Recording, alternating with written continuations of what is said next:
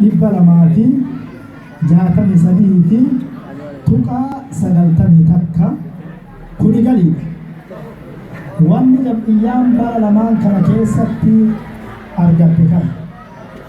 kana waggaa jennu wantoota takka wanni yaadadhu warri bara dabree hirmaanna asirratti gootan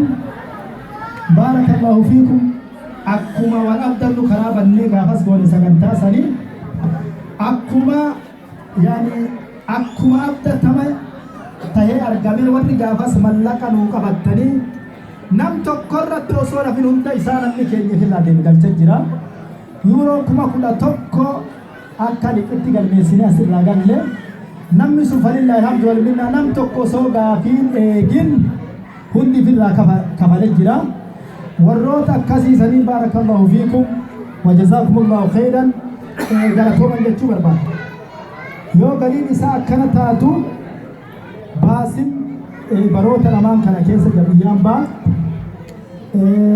bakka teenyu bakka sadiitti mana kireeffannaa baasii bara dabre gaafa 11ffaa goonu wal qabatee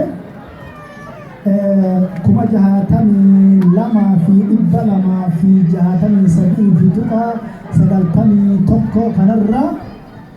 wanni jam'iyyaan baasii goote 7,263 tuqaa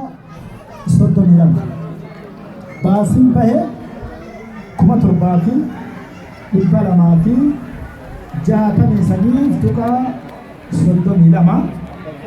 kuni gaatiin shaashumatti karaa adda addaatiin damee hundarratti kiraa manaa qabatee